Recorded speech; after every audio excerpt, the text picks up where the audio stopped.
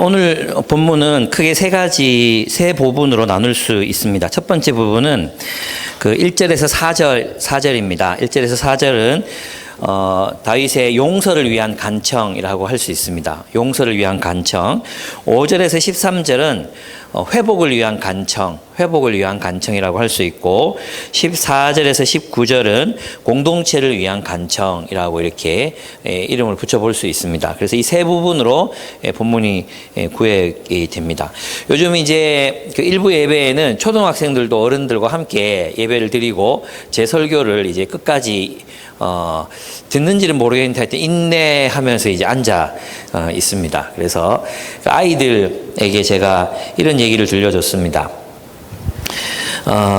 장난감 100개를 가진 아이가 있었어요.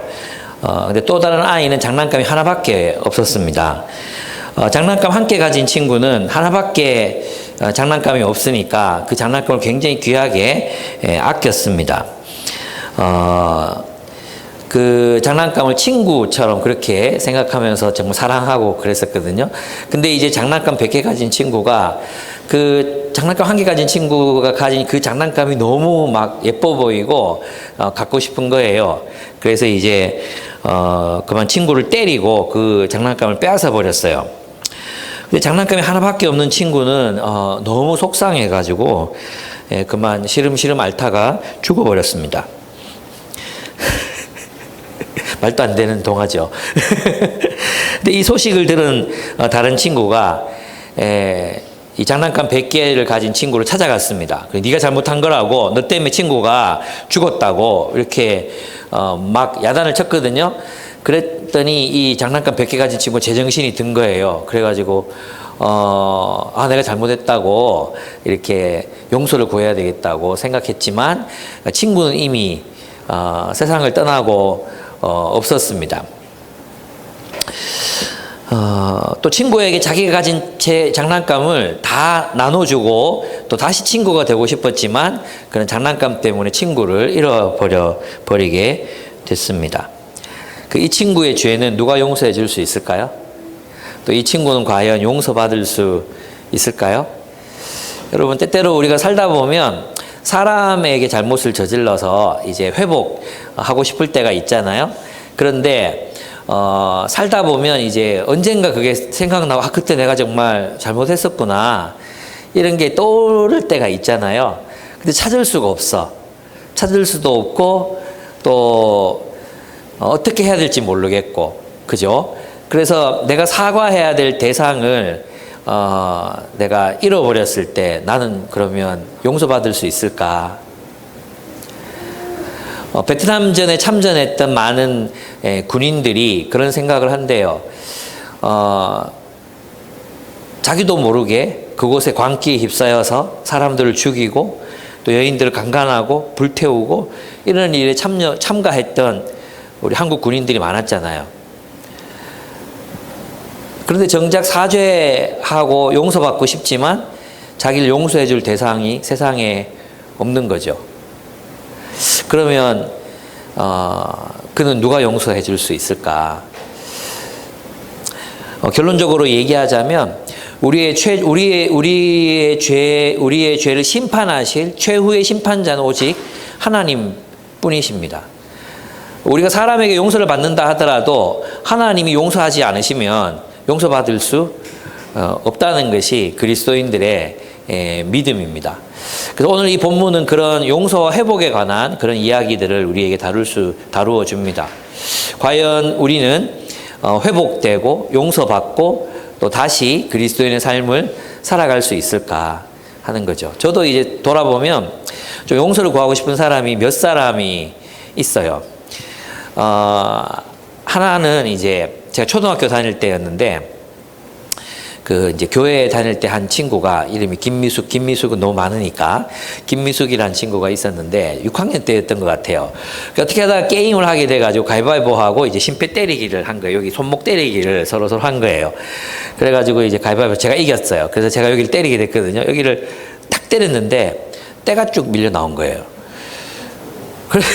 그래가지고 너무 미안하더라고요. 너무 미안한데, 근데 그 일 있고 난 뒤에 한 달, 두 달쯤 후에 얘 동생이 저한테 찾아와가지고 누나가 형을 만나보고 싶어 한다. 만나줄 수 있느냐. 이랬는데 제가 동생에게 더러워서 못 만나겠다 그랬어요. 그리고 더러워서 못 만나겠다고 그랬거든요. 그랬더니 얘가 그 다음 주부터 교회를 안 나오는 거예요. 그래서 제가 걔를 만나면 미안하다고. 내가 어떤 그게 있냐면, 이러다가 얘가 신앙을 버렸으면 어떡하나. 얘 커서 보니까, 그때는 아무것도 몰랐는데, 커서 생각해 보니까, 얘가 신앙을 버렸으면 어떡하나. 그런 생각이 한 번씩 들더라고요. 그래서 그때마다 하나님, 그래도 얘가 교회는 다녔으면 좋겠다고. 근데 제가 용서받을 길이 없는 거죠. 또 하나는 이제 군대에 있을 때였는데, 제 함장님이, 아시겠지만 제 함장님이 저의 편의를 많이 봐주셨거든요. 근데 이제 이제 이분이 무슨 마음을 먹으셨는지, 제가 이제 다른 부서로 옮기기 전에 저를 너무 편하게 해줘서 다른 부서에 가면 아마 적응을 못할 거라고 생각했는지 모르겠지만, 한 3개월 정도를 그렇게 갈구는 거예요. 그래서 내가 너무 화가 나가지고 그분이 막 야단을 치고, 크게 잘못한 게 없는데 다시 오라 그러고, 그 해군에 가면 항박일제라는 거 쓰거든요. 근데 또 해오라 그러고 너무 화가 나가지고, 예, 알겠습니다 하고 돌아서 가지고 이제 그분이 저 뒤통수에 저를 보고 있다는 거 알면서 있잖아요. 캐비넷에다가 그 항박일지를 캐비넷에다가 빡 던졌어요. 이씨. 근데 이분이 저한테 그걸 보고도 아무 말씀 안 하셨거든요. 그러니까 이분한테 너무너무 미안한 거예요. 제대하고 나서 생각하니까, 그때 내가 정말 철이 없었어. 내 30에 이 군대 생활을 했는데도 그렇게 철이 없었나, 이런 생각이 많이 들었어요. 제대할 때 찾아뵙고 정말 고맙다고 얘기를 해야 되는데, 그걸 못했어요. 지금 어디 계시는지 모르겠어요. 전북 사람이었는데 아마 제대하고 개소주 장사한다고 들었는데 전북에 있는 개소주 집을 다 찾을 수도 없고, 우리 용서받을 수 있을까? 그런 어떤 회복할 수 있을까? 이런 생각들이 가끔씩 들 때가 있어요. 여러분도 그렇지 않습니까? 어떤 잘못을 바로잡고 싶고, 때로는 그 관계를 회복하고 싶고, 그렇지만 그 대상은 우리에게 없고, 또 그 과거를 우리가 다시 물릴 수도 없는 그런 상황들, 우리는 용서받고 또 하나님 섬기는 자로 또 살아갈 수 있을까? 그런 질문에 대한 해답이 시편에 있습니다. 결론적으로 말하면 우리는 다시 시작할 수 있습니다. 왜냐하면 이 모든 일의 최후의 책임자는 하나님이시기 때문입니다. 최후의 심판자는 하나님이시기 때문입니다. 그 다윗이 저지른 짓은 앞에서 말씀드렸던 어떤 짓보다도 더 극악무도한 그런 짓이었습니다. 다른 사람의 아내였던 사람을 강제로 빼앗기 위해서 그 남편을 치열한 전쟁터로 보내서 그만 죽어버리게 했습니다. 자신이 저지른 그 나쁜 일이 들통날까봐 그렇게 한 것입니다. 자신이 저지른 악한 일을 감추기 위해서 사람을 죽이는 것은 정말 나쁜 일입니다. 여러분, 우리가 살펴봤지만 광야의 이 다윗은 진짜 멋있었어요. 그죠? 광야에서의 다윗은 정말 멋있었습니다. 진짜 광야를 달리는, 그 깃털을 날리면서 달리는 젊은 숫사자와도 같은 그런 모습이었습니다. 근데 왕이 된 후에 다윗의 모습은 참 하나도 멋있지가 않습니다. 너무 쪼잔하고 더럽고 추접고 그렇습니다. 사람이 끝까지 한결같이 살아간다는 게 참 어려워요. 제가 여러분에게 이제 한 가지 조언을 드리면, 여러분 지금 나이가 30대 초반, 중반 이렇게 가고 있죠. 아직 40은 없죠. 40대 있습니까? 40대도 있긴 있죠. 제가 선미자매랑 얘기하면서 그런 얘기를 했었어요. 여러분, 나이 40이 되면 어느 정도 사회적으로 자리를 잡아요. 그리고 돈도 있잖아요. 어느 정도 이제 쓸만해요. 여유도 생겨요. 그러면서 이제 많은 사람들이 다윗처럼 돼요. 예, 어떤 뜻인지 아시겠습니까? 관성의 법칙. 옛날로 돌아가, 옛날로. 회심하기 이전에 본성대로 돌아가려는 사람들이 진짜 많아요. 그래서 보면 소심했던 사람 다시 과거로 돌아가려고 하고, 또 뭐 약간 까탈스러웠던 사람 보면 또 40대 이후에 만나면 그렇게 잘 성장해 가고 있다가 어느 순간 성장을 멈추고 과거의 자신으로 돌아가 있는 그런 모습을 발견할 때가 한두 번이 아닙니다. 여러분 그래서 있잖아요. 여러분이 살아가면서 어느 정도 삶이 궤도에 오르고 페이도 올라가고 또 직장 내에서의 위치도 그런 어떤 위치가 이렇게 되잖아요. 그럴 때 여러분이 정말 조심하셔야 됩니다. 우리는 왕 위에 올랐던 다윗처럼 그렇게 타락할 수 있습니다. 여러분이 혹시 마음속에 요즘에 인간관계를 맺어가는 게 참 힘들고 그냥 뭐 아무하고도 관계 맺고 싶지 않고 그냥 혼자 살고 싶고 뭐 그런 상태 있잖아요. 그러면 한번 잘 살펴보세요. 내가 예수님 믿기 전의 상태로 지금 돌아가고 있는 거 아닌가? 많은 사람들이 그렇게 타락합니다. 여러분 젊은 시절에 뜨거웠던 헌신이 여러분의 마흔 이후 인생 후반전을 뜨겁게 살아갈 수 있게 해주지 못해요. 우리는 항상 바뀔 수 있어요. 예. 그래서 지금이 중요한 것입니다. 여러분, 나이 마흔이 되기 전에 이걸 뚫어야 돼. 이걸 돌파해야 돼요. 돌파하지 않잖아요? 그럼 여러분은 꼰대가 되는 거예요. 다윗이 되는 거예요. 늙은 다윗이 되는 거죠. 제 말을 꼭 명심하시기 바랍니다. 다윗이 이제 왜 이렇게 타락했는가? 왜 이렇게까지 타락했는가?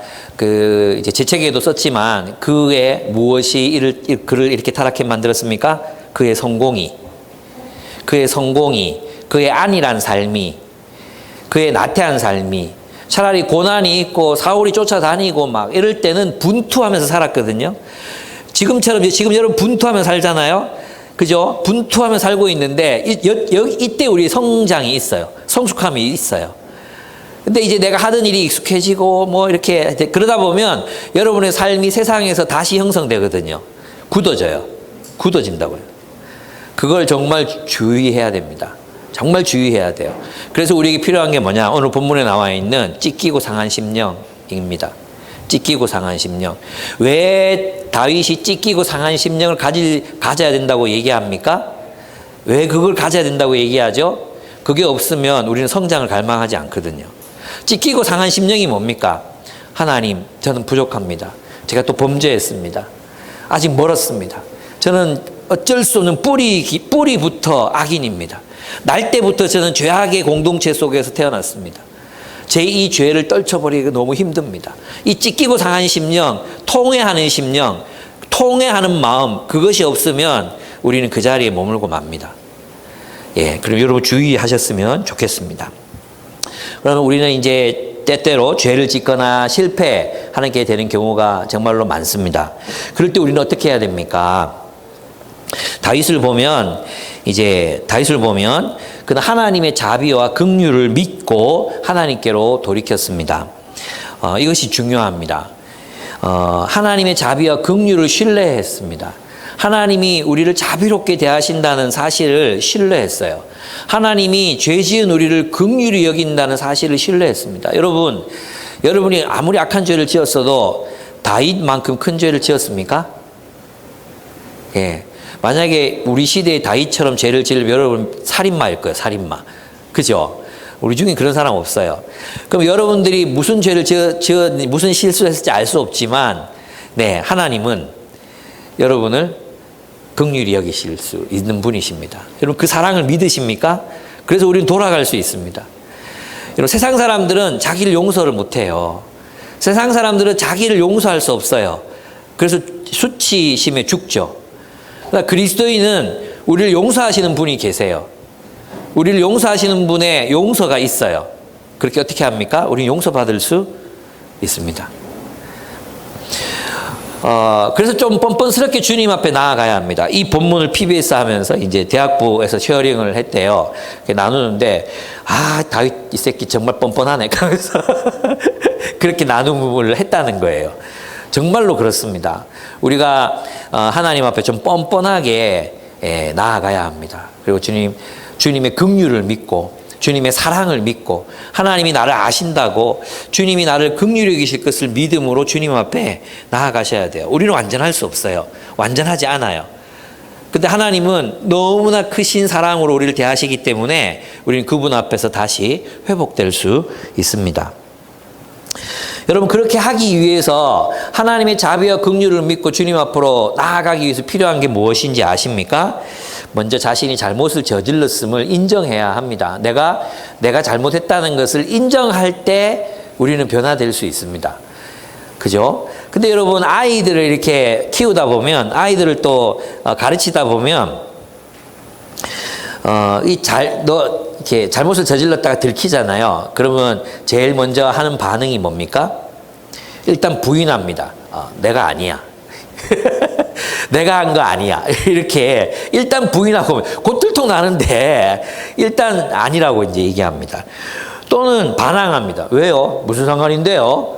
뭐 이런 반응도 굉장히 많습니다. 핑계를 대죠. 누구 때문에 내가 이렇게 화를 낼 수밖에 없었다고?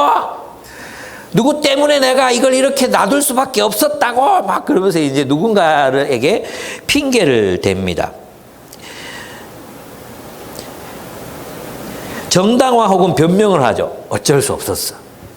예. 또는 수치심에 빠져서 도망치거나 죽어버리죠.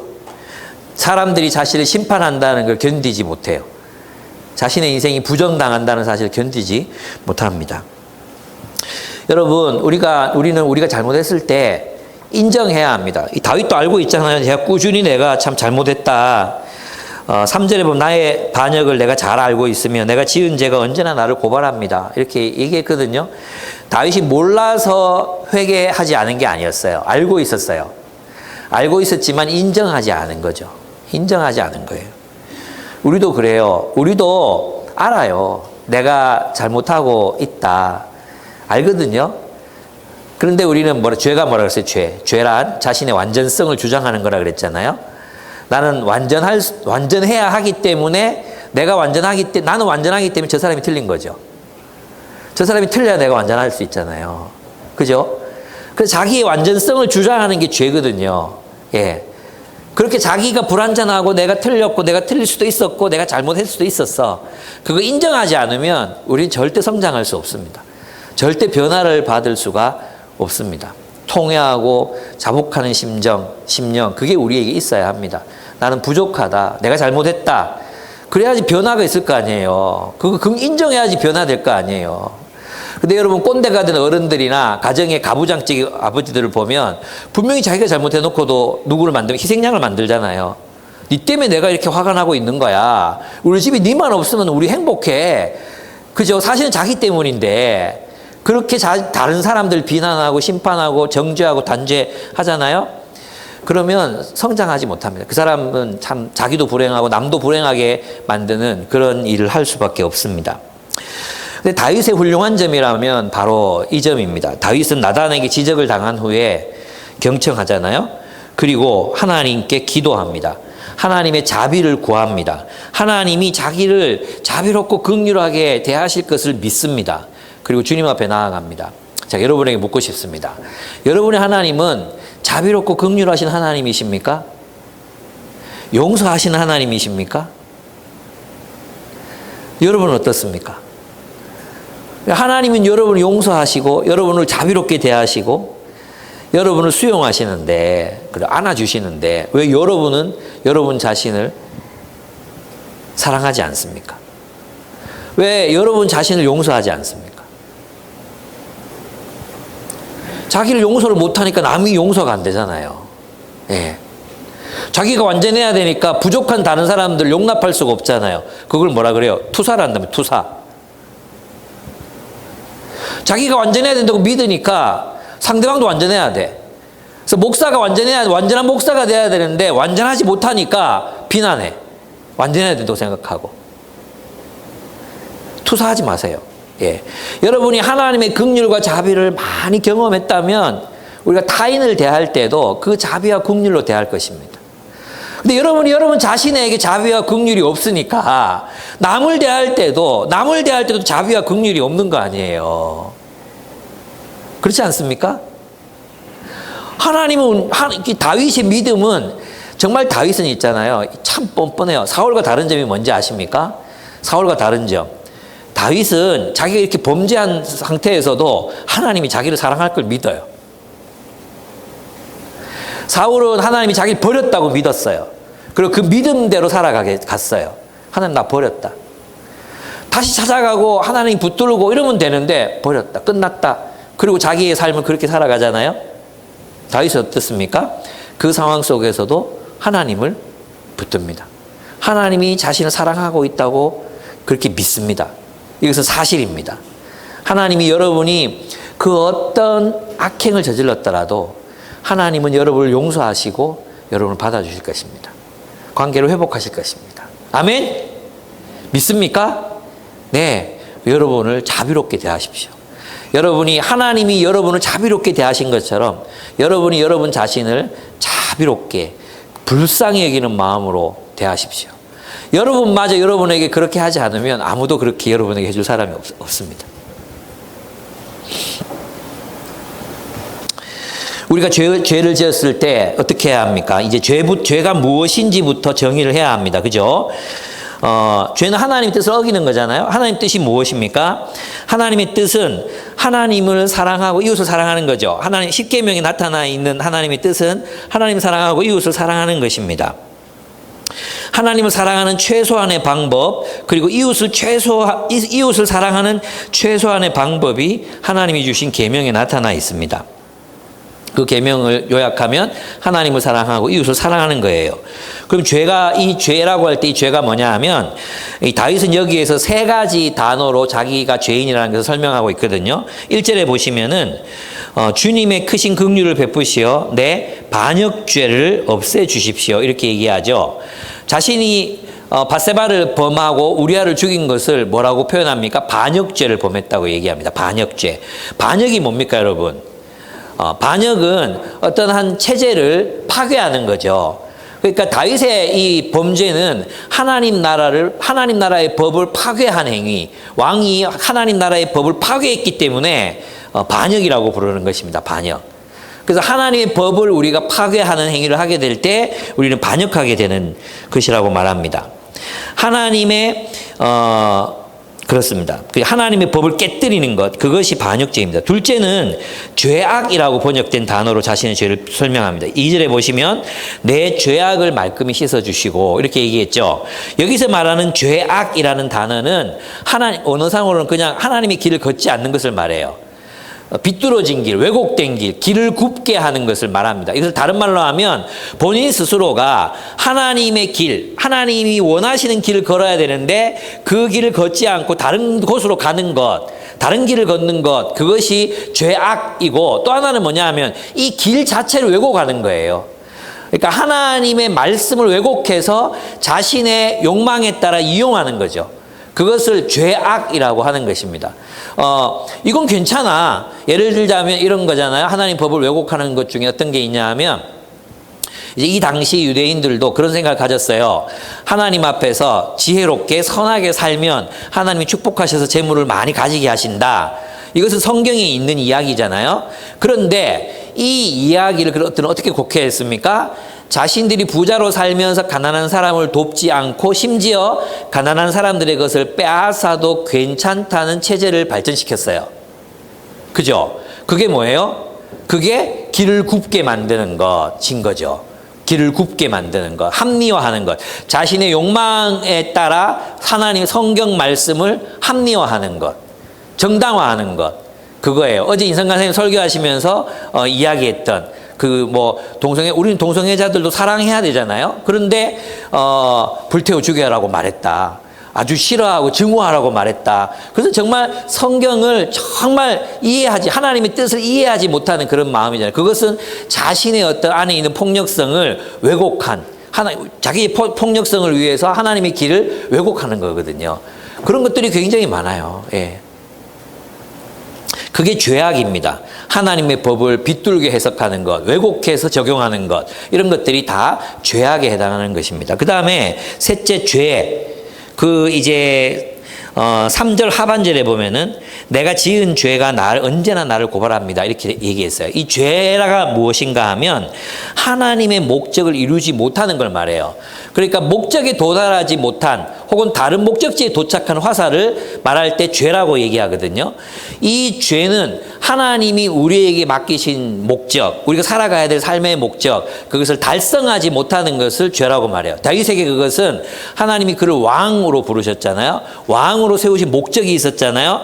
그 목적을 위반하고 자신의 탐욕을 위해서 그 나라를 이용한 거, 그것이 이제 그에게는 죄였던 것입니다.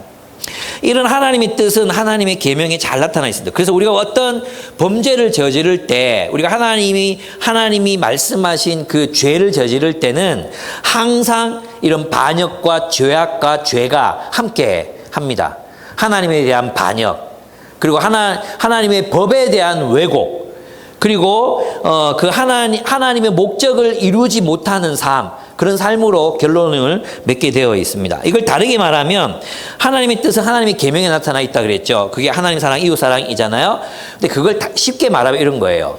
하나님을 존중하지 않고 이웃을 존중하지 않는 그것이 죄예요. 하나님이 정말 가슴 아파하시는 죄가 뭐냐? 하나님을 존중하지 않는 거예요. 여러분 십계명을 가만히 살펴보십시오.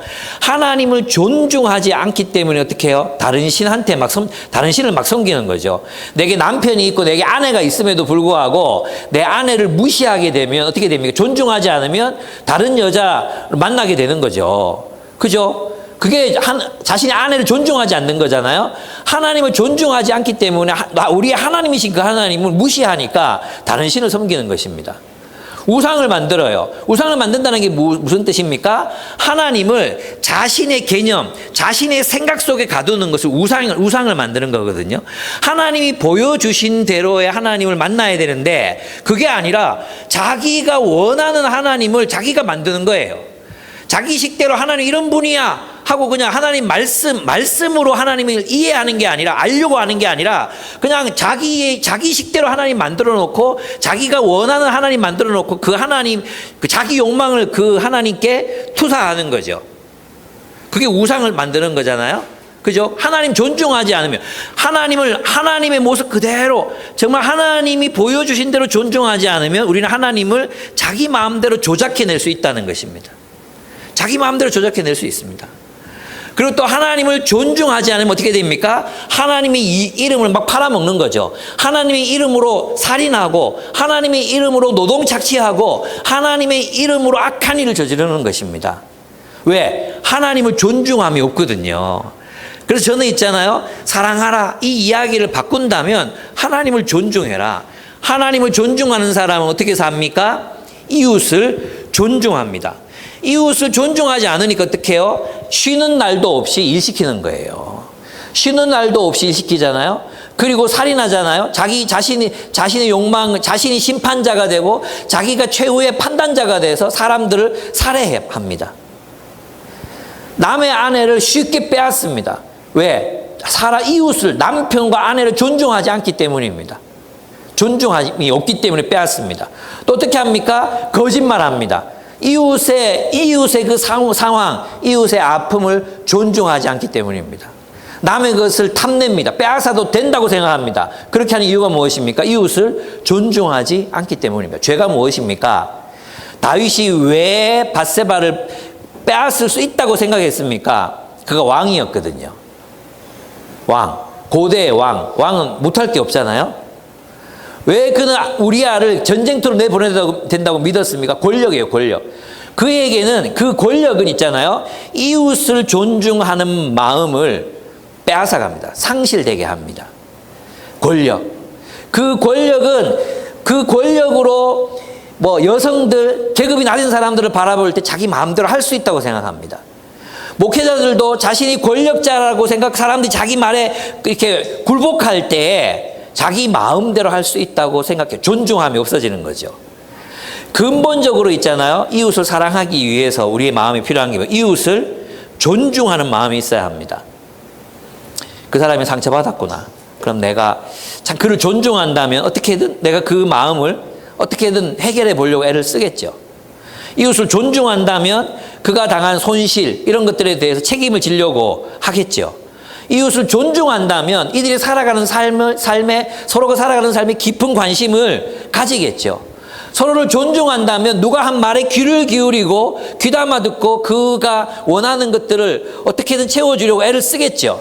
그렇지 않습니까? 여러분 서로 존중하고 계십니까? 다윗은 친한 친구를 존중하지 않았습니다. 존중하지 않으면 우리 마음대로 할 수 있게 됩니다. 그렇습니다. 이것이 죄입니다. 근데 다윗은 이 죄악들을 범했습니다. 그래서 4절에 보면은 좀 이해하기 어려운 그런 이야기를 하죠. 오직 주님께만 나는 죄를 지었습니다. 여러분 마치 있잖아요. 이 얘기가 이런 것 같아요. 그러면 네가 죽인 우리아한테는 하나도 미안한 게 없어? 네가 죽인 우리아한테는 하나도 미안한 게 없어? 우리아의 부모님한테는 네가 미안한 게 하나도 없어? 우리는 그런 식으로 이 본문을 이해하거든요. 많은 사람들이 그래서 내가 죄를 지었고 하나님이 용서하셨으니까 나는 사람에 대한 책임은 안 져도 된다고 생각해요. 대표적인 게 밀양에서 묘사한 기독교의 모습이잖아요. 그죠?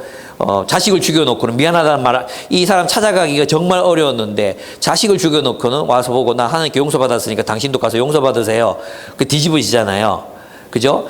많은 기독교인들이 이런 식으로 용서를 생각합니다. 사실 기독교인들도 그렇게 생각하진 않아요. 그죠?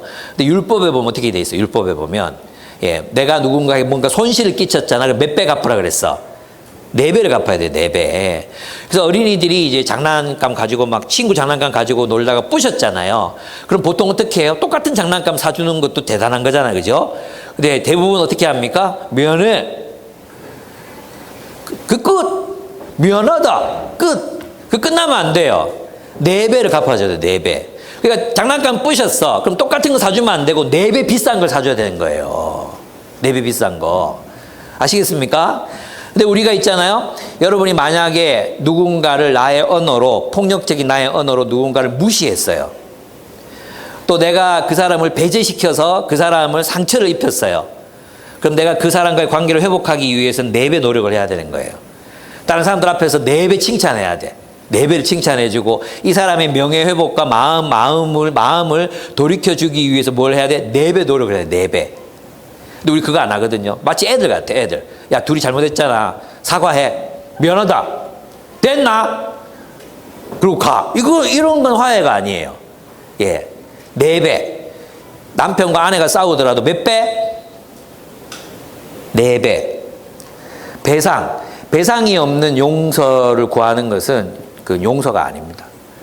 그냥 그 죄를 그냥 자기가 짊어지고 자기 심판하고 죽어버리는 것도 배상이 아닙니다. 갚아야죠. 그 피해자와 피해자의 가족들을 위해서 갚아야죠. 갚지도 않고 그냥 미안하다는 말 한마디도 없이 그냥 이런 걸 책임진다고 하는 게 아닙니다. 그건 책임지는 게 아니에요. 도망가는 거지. 갚아야죠. 그래서 있잖아요. 우리가 하나님 앞에 주님께만 범죄했습니다. 이 얘기가 뭐냐 하면 이런 뜻이에요. 나를 용서하실 분 오직 하나님밖에 없습니다. 이 말이에요.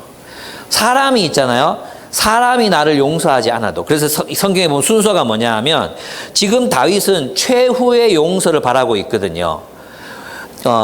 그래서 있잖아요. 신약 성경에 보면은 누가 이제 예배 드리다가 내가 형제에게 잘못한 게 생각이 났어. 그러면 재물을 여기다 두고 어떻게 하라 그랬어요? 그 사람 찾아가서 용서를 구하고 오라 그랬잖아. 그 용서를 구한다는 말은 사실은 4배의 배상금을 가지고 가서 그 사람과의 관계를 회복하고 오는 거예요. 그러니까 지금 다윗은 그 앞에 일을 다 처리하고 하나님께 나와야 되는 거죠. 이게 생략되는 게 아니에요. 내가 그 사람에게 그렇게 배상하고 오지 않으면 하나님이 아마도 너 나한테 예배 드리지 말고 가서 그 친구에게 해결하고 와 이렇게 말씀하실 거예요. 근데 지금 다윗은 무엇을 말하느냐 하면 그런데 사람이 나를 용서했다고 하더라도 최후의 심판자가 누구라고요? 하나님이 용서하시지 않으시면 이 용서가 끝이 나지 않는 거죠. 그래서 지금 다윗은 궁극적인 용서를 주님 앞에 구하고 있기 때문에 궁극적인 용서를 위해서 내가 하나님 앞에만 범죄하였습니다. 당신께 범죄하였습니다라고 고백하고 있는 것입니다.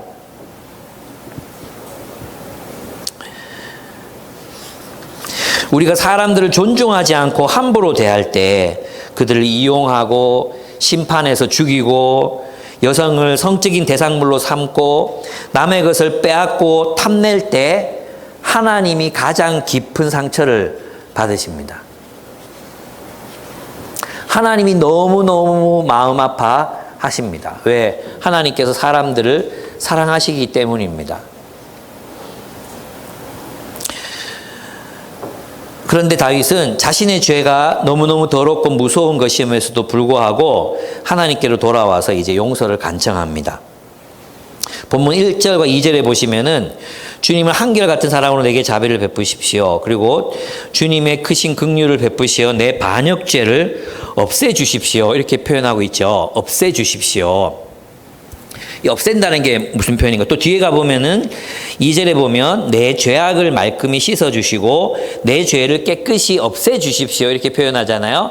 정결하게 깨끗하게 해주십시오. 이 표현을 해요. 그죠? 그리고 또 뒤에 가보면은 우슬초로 나를 정결하게 해주십시오. 그랬죠. 이 우슬초는 뭐냐 하면 유대인들이 이제 출애굽하기 전에 그 우슬초로 양의 피를 찍어서 문설주에 발랐거든요.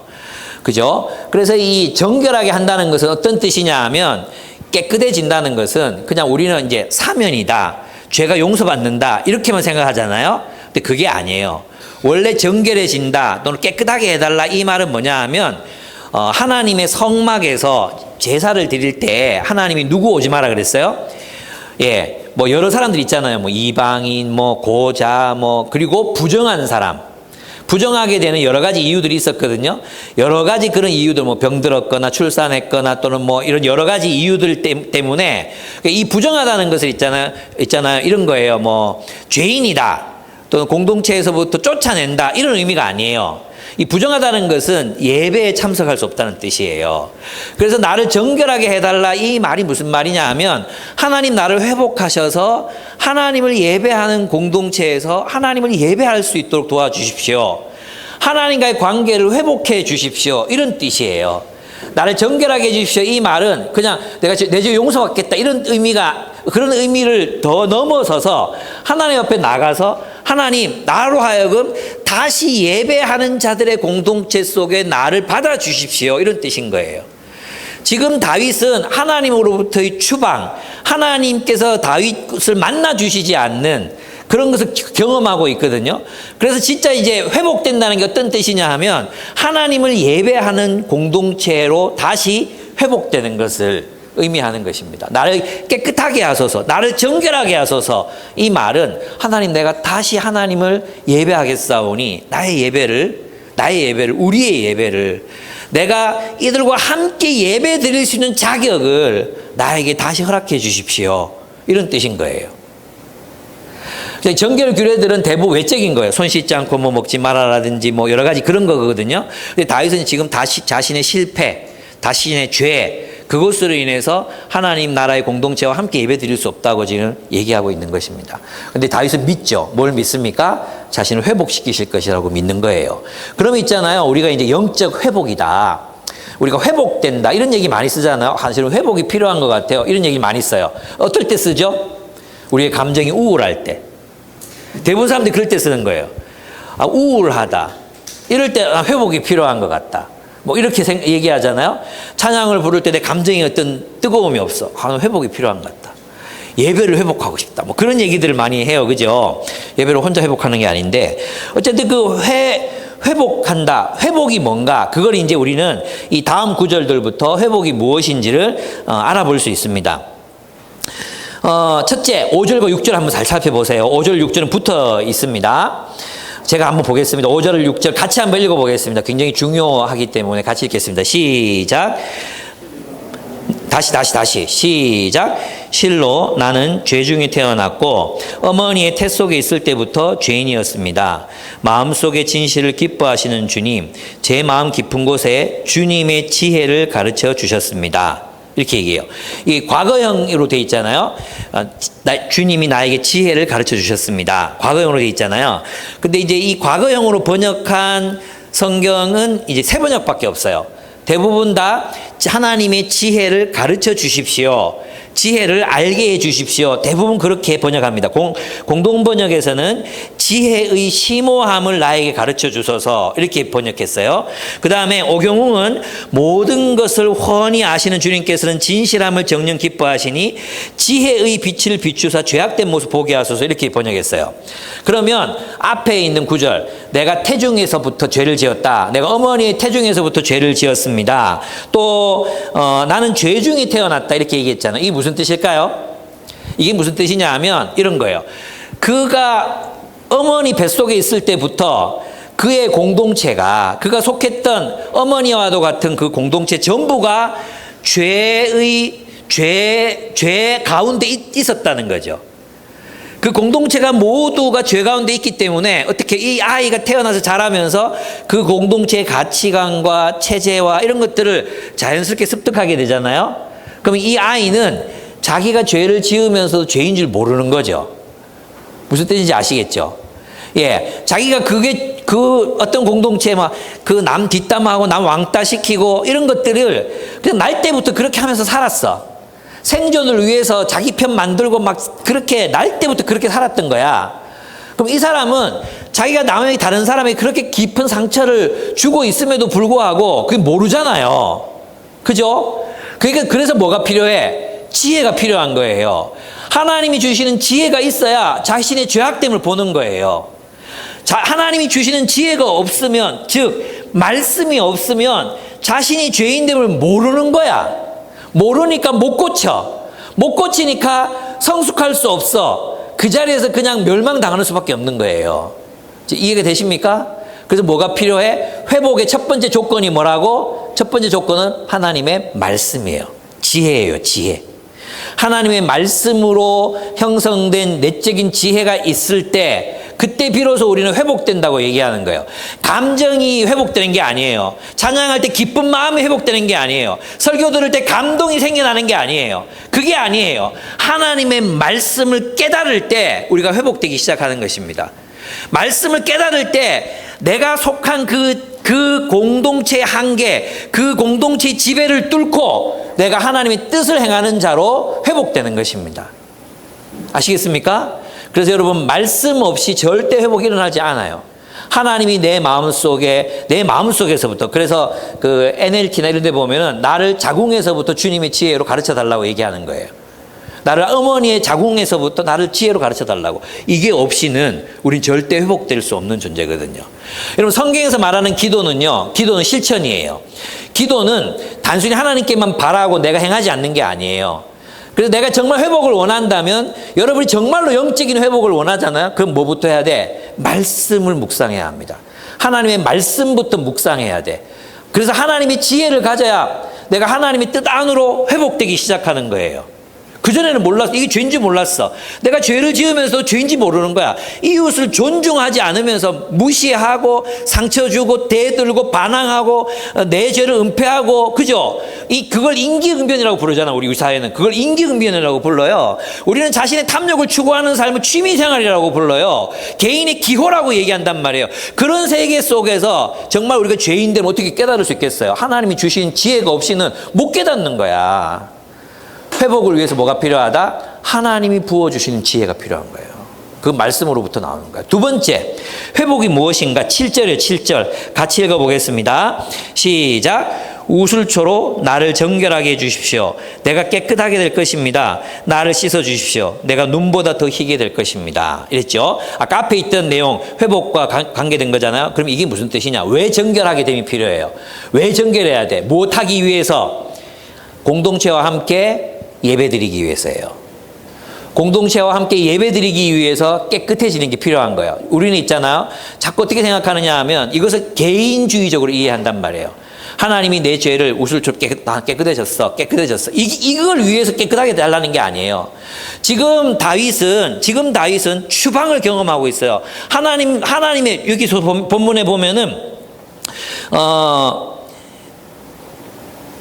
11절에 보면 주님 앞에서 나를 쫓아내지 마시고 라고 얘기하잖아요. 주님 앞에 나를 쫓아내지 마시고. 그죠? 그러니까 주님 앞에서 내가 주님을 예배하는 자로서 쫓아냄을 당하지 않으려면 뭐가 일어나야 돼요? 정결해지는 경험이 필요한 거예요. 정결해져야 돼. 정결함을 왜 간구하겠습니까? 하나님의 나라의 백성들과 함께 예배드리기 위해서예요. 예배드리기 위해서. 하나님 성막에서 드려지는 그 제사, 그 성막에서 드려지는 그 회중이 모이는 그 모임에 참여하려면 부정하면 참여할 수 없거든요. 그래서 자신의 부정을 씻겨달라고 눈같이 하얗게 만들어서 내가 이 공동체와 함께 예배하고 이 공동체와 함께 즐거워하게 해주십시오. 그 기도인 거예요. 예배가 무엇입니까? 구약시대의 예배가 무엇입니까? 제물을 끌고 가서 자신의 죄를 아뢰고 예물을 잡고 제사장 앞에서 그걸 불태우죠. 그죠? 제사장 앞에서 제물을 드리잖아요. 그럼 제사장이 뭐라고 합니까? 그것을 네 죄가 사해졌다 얘기하는 거예요.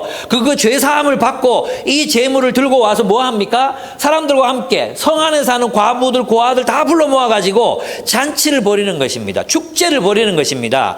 그 하나님 나라의 예배, 그 공동체 함께 먹고 마시고 즐거워하면서 축제를 벌이는 그 예배 속으로 하나님 나를 다시 회복시켜 주십시오. 그 기도인 거죠. 그러니까 회복이 뭡니까? 그럼 공동체와 함께 드리는 예배예요.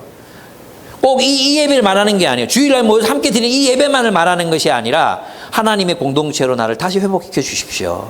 이 뜻인 거예요. 그래서 여러분 우리가 회복을 위해서 어떻게 해야 돼요? 정말 그런 거죠. 제가 이제 지지난주에 우리 고백했잖아요. 초등부 아이들의 예배가 재개됐거든요. 그래서 저 위에 유년부 아이들이 찬양을 불러 TV 틀어놓고 막 찬양을 하거든요. 한동안 그게 없었잖아요. 근데 이제 설교를 마치고 이제 이렇게 와서 올라가서 어떻게 지내는지 다들 보려고 하는데 아이들이 막 찬양하고 있는 거예요. 그 찬양 소리가 얼마나 나를 기쁘게 하는지. 코로나 기간 2달 동안 우리 예배 못 드리고 다시 왔잖아요. 여러분들이 서로 만나고 야 까시나 잘 있었나 하면서 막 서로 막 이야기 나누고 그럴 때 제가 마음이 너무 행복한 거죠. 네, 회복된다는 그런 의미예요. 회복된다는 것은 있잖아요. 자주 말씀드렸죠. 혼자서 말씀 보고 큐티하고 뭐 평안해 이런 상태가 회복이 아니야. 회복은 공동체로 함께 예배 드리는 삶으로 나올 때 회복된다 얘기하는 거예요. 세 번째 회복이 무엇인가? 8절에 8절 기쁨과 즐거움의 소리를 들려주십시오. 이게 다 연결되어 있어요. 그래서 기쁨과 즐거움의 소리를 들려주십시오. 주님께서 꺾으신 뼈들도 기뻐함 주실 것입니다. 주님이 왜 사람들 뼈를 꺾으셨습니까? 이 뼈를 꺾었다는 말은 심판했다는 말이잖아요.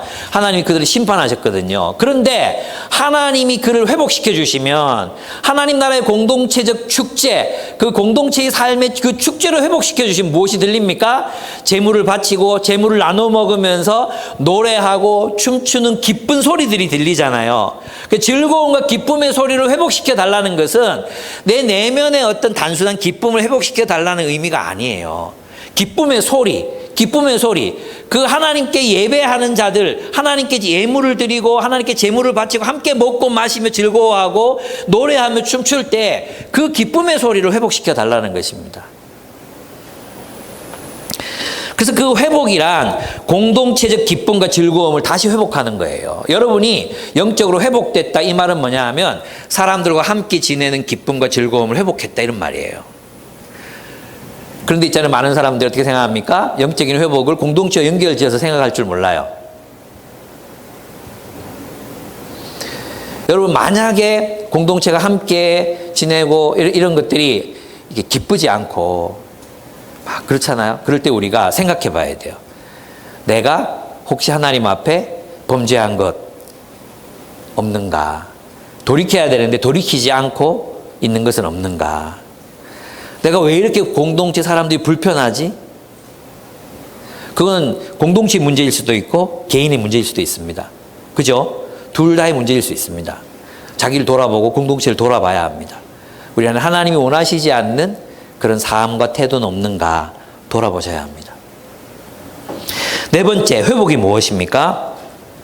회복은 10절에 나옵니다. 10절에 보시면 같이 또 읽겠습니다. 시작. 하나님 내 속에 깨끗한 마음을 창조하여 주시고 내 속을 견고한 심령으로 새롭게 하여 주십시오. 이렇게 말합니다. 예, 회복이 무엇입니까? 하나님으로부터 온 깨끗한 마음을 가지는 거잖아요. 근데 아까 그것이 무엇으로 이루어질 수 있다 그랬어요? 지혜를 통해서 이루어질 수 있다 그랬잖아요. 정결한 마음을 창조하시고 내 영을 새롭게 하여 주시옵소서. 이게 이제 회복인 거죠, 회복. 이게 회복입니다. 그 회복은 무엇이냐 하면, 여러분, 정결하다는 건 뭐예요? 여러분, 깨끗한 물 이러면, 깨끗하다 이랬을 때는 비어있는 상태를 말하는 게 아니에요. 여러분 있잖아요. 하나님이 우리를 보고 여러분 정결한 마음 주시고 우리 마음을 비우자. 마음을 비우면 예수님 말씀하셨어요. 마음을 비우면 어떻게 됩니까? 귀신들이 들어와요. 귀신들이. 기독교는 마음을 비우는 종교가 아니에요. 여러분 깨끗한 물은 오직 뭘로만 구성되어 있습니까? 수소 2개, 산소 하나로 구성되어 있어요. 순수한 물이란 그냥 물만 있는 거예요. 물. 순수한 물, 그 물만 있는 거예요. 순수한 금, 뭐만 있어요? 금만 있는 거예요. 금만. 그죠? 순수한 은, 뭐만 있는 거예요? 은만 있는 거예요. 그러면 정결한 마음 뭐겠어요? 정결한 마음. 비어있는 마음이 아니에요. 비어있는 마음이 아니라 하나님의 말씀으로만 가득 차 있는 마음이 정결한 마음이에요. 하나님의 말씀으로만 가득 차 있는 마음, 그 마음을 창조해 달라고 주님께 호소하는 것입니다.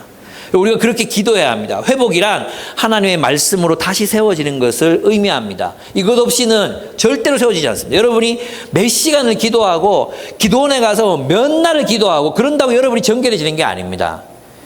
정결해지는 것은 오직 말씀이에요. 그래서 요한복음에 보면 예수님께서 뭐라고 말씀하십니까? 너희는 내가 일러준 말로 이미 깨끗하여졌으니 라고 얘기하는 거예요. 무엇이 우리를 깨끗하게 해요? 말씀이 우리를 깨끗하게 하는 것입니다. 그래서 우리가 하나님 말씀을 사랑하고 사모하고 오직 내 지혜, 내 판단, 내 가치, 내 행동, 내 실천, 이 모든 것들이 말씀으로 형성되도록 하나님의 성경, 하나님의 지혜로 가득 차도록 그렇게 기도해야 하는 것입니다. 또 여러분 노력해야 하는 것입니다. 다섯 번째로 회복이란 11절에 13절에서 나옵니다. 이 본문 또 보겠습니다. 11절 주님 앞에서 나를 쫓아내지 마시며 주님의 성령을 나에게서 거두어 가지 말아 주십시오. 사실 이제 이거예요. 주님 앞에 나를 쫓아내지 마시며 즉 성령을 내게서 거두어 가지 마십시오. 붙어 있는 거예요. 그러면 왜 성령을 거두어 가는 것이 주님께 앞에서 쫓아내는 거라고 말씀하셨나? 주께서 나를 주 앞에서 쫓아내지 말라는 게 무슨 뜻일까요? 그것은 추방을 말합니다. 그것은 주님의 공동체로부터 쫓겨나는 걸 말하는 거예요. 그러면 성령을 빼앗지 말라, 성령을 소멸치 말아달라, 이게 무슨 뜻이겠어요? 여러분, 다윗이 언제 성령을 받았습니까? 다윗이 언제 성령을 받았습니까? 지금 마스크 쓰고 얘기했죠? 제가 못 들은 거 맞죠? 예. 그렇게 믿는 게 속 편합니다. 여러분, 아시죠? 다윗이 기름 부음 받았을 때, 다윗이 향유를 부음 받았을 때, 왕으로 임명됐을 때 성령이 그를 충만하게 하셨죠. 그러면 성령을 받는다는 것, 성령을 충만하게 받는다는 것은 다윗이 왕적 직무를 잘 수행하기 위해서 하나님 능력을 주시는 거거든요. 그건 뭐예요? 하나님 나라의 공동체를 섬기는, 정의와 공의로 통치하는 왕의 사명을 잘 감당하기 위해 성령을 주셨잖아요.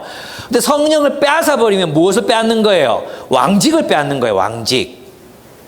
왕직을 빼앗으면 어떻게 돼요? 추방이죠.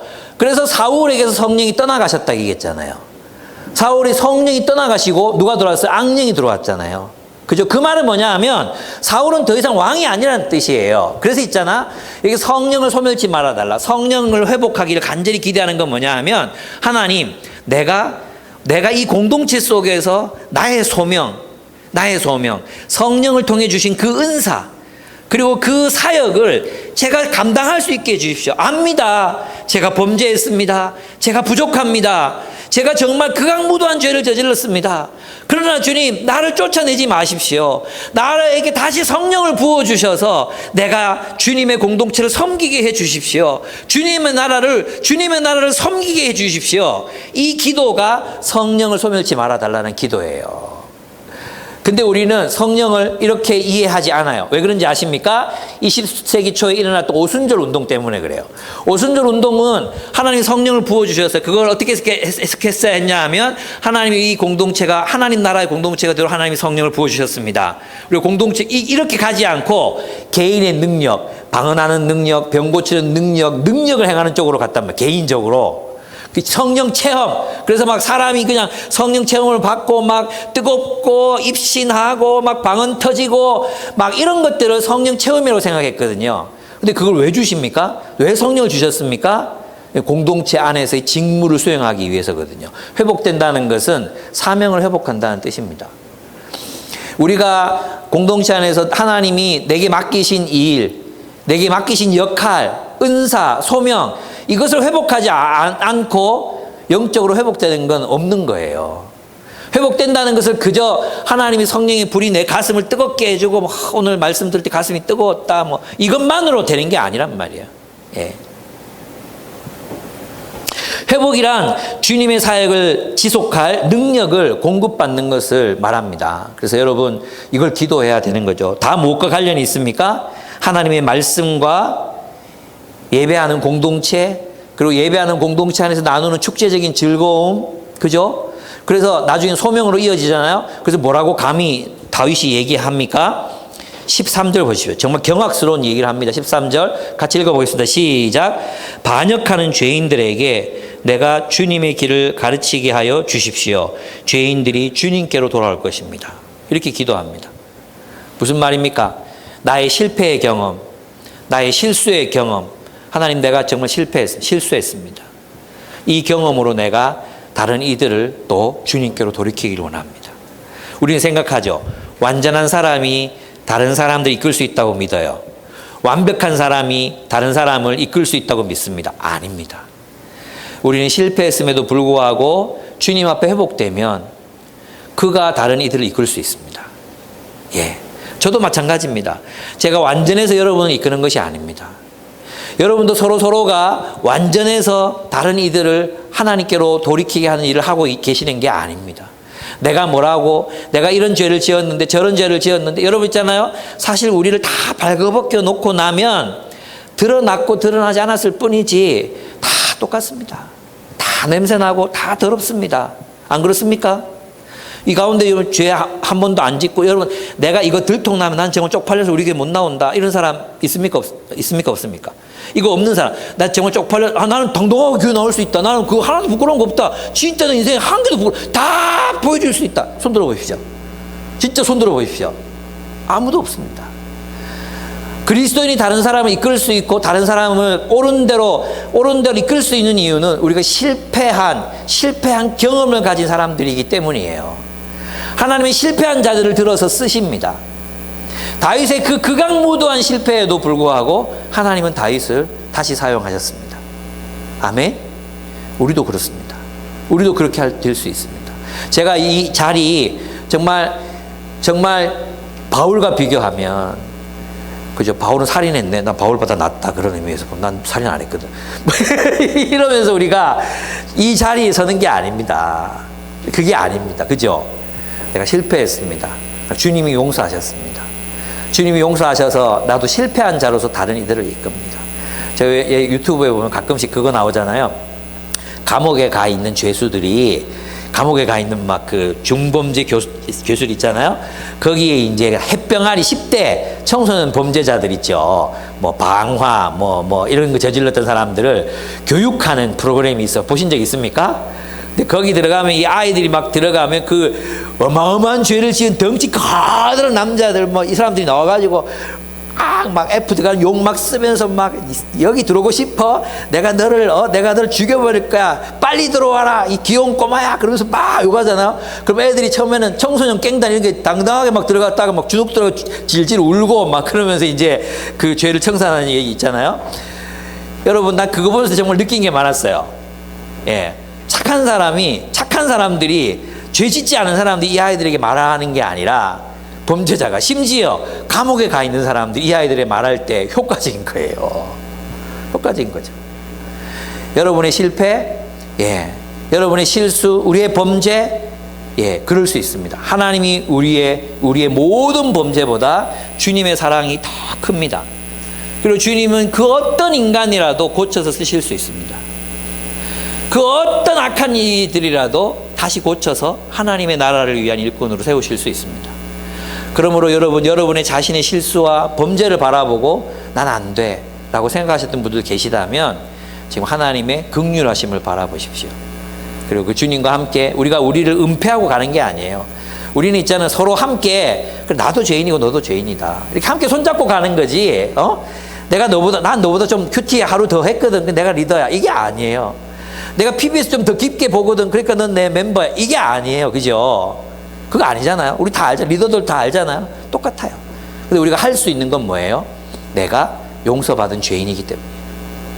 내가 다른 이들을 섬길 수 있는 근거, 권위, 그게 어디서 나와요? 내가 여러분보다 잘나서가 아니에요. 여러분보다 뭘 잘 전달해서가 아니에요. 잘 가르쳐서가 아니에요. 무엇입니까? 내가 먼저 용서받았기 때문이에요. 예, 14절에서 19절은 그래서 하나님의 공동체를 회복시켜 달라고 그는 기도합니다. 하나님이 가장 기뻐하시는 게 뭐라고요? 하나님 앞에서 상하고 찢겨진 마음입니다. 그러니까 이스라엘 공동체 다윗이 이것을 가르치면서 뭘 가르쳤습니까? 제물, 제사, 이게 뭐예요? 형식이잖아요. 형식. 제물, 제사, 체제, 종교 지배 체제, 그 외부적인 그런 어떤 보여주는 거, 그걸로 하나님 기뻐하시지 않는다. 뭘 기뻐하시는 거예요? 우리의 상하고 찢겨진 심정, 너희의 죄에 애통하는 심정, 애통하는 자. 이스라엘이 어떻게 이스라엘 될 수 있는가? 이스라엘이 어떻게 하나님의 나라가 될 수 있는가? 어떻게 될 수 있습니까? 우리가 어떻게 하나님 나라가 될 수 있습니까? 우리 모두가 찢겨지고 상한 심정을 가질 때, 자신의 죄를 애통해하는 자가 될 때, 자신의 실패를 애통해하는 자가 될 때 우리는 하나님 나라가 될 수 있습니다. 그러나 우리가 다른 이들의 죄를 지적하고 다른 이들의 심판하고 판단한다면 우리는 하나님 나라의 공동체가 될 수 없습니다. 우리 각자 모두가 내가 죄인입니다. 하나님, 내가 죄인입니다. 나는 나의 이 부족함으로 내 가슴이 찢어졌습니다. 내 마음이 상합니다. 하나님, 나는 왜 이렇게 될 수밖에 없는 존재입니까? 나는 왜 늘 넘어집니까? 왜 나는 늘 실패합니까? 이 상한 심령을 가진 사람, 하나님이 쓰시는 사람 바로 그들입니다. 그래서 여러분이 어떤 사람들의 삶을 볼 때, 얘 과거 그때 그렇게 실패했었잖아요. 얘 그때 그런 짓 했잖아요. 얘 그때 그런 나쁜 일 했다니까요. 그것으로 우리가 그들을 쓰는 게 아닙니다. 우리 모두를 용서받은 죄인으로 하나님 앞에 사용되는 것입니다. 아멘. 상하고 찢긴 심령이 우리를 하나님 나라 되게 합니다. 제사, 제물, 희생, 이게 아닙니다. 우리가 상하고 찢긴 심정이 있을 때 뭐라 그랬습니까? 시온에서 우리 19절, 바로 그때 우리는 올바른 제사와 번제와 온전한 제물을 드릴 수 있다고 했어요. 올바른 예배를 드릴 수 있는 사람이 누구죠? 올바른 예배, 올바른 그리스도인의 삶을 살아갈 수 있는 사람이 누구입니까? 상하고 찢긴 심령, 자신의 죄로 마음이 찢어지고 상한 애통하는 마음, 그 애통하는 심령을 가진 사람들이 하나님 나라를 세워갈 수 있습니다. 함께 기도하겠습니다.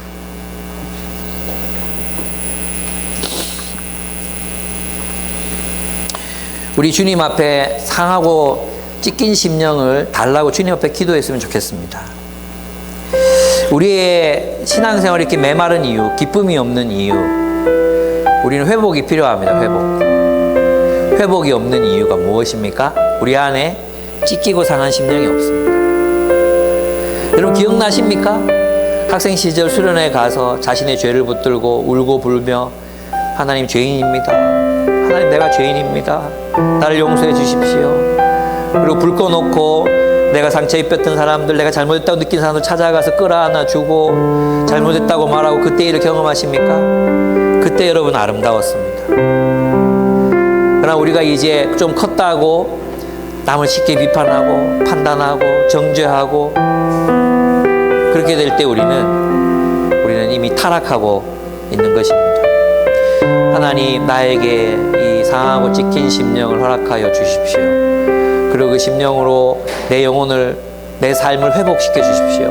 주님, 오늘 회복이라는 것이 그저 내 마음이 우울한 감정이 회복되고 내 상한 마음이 치료받는 게 아니라는 걸 알았습니다.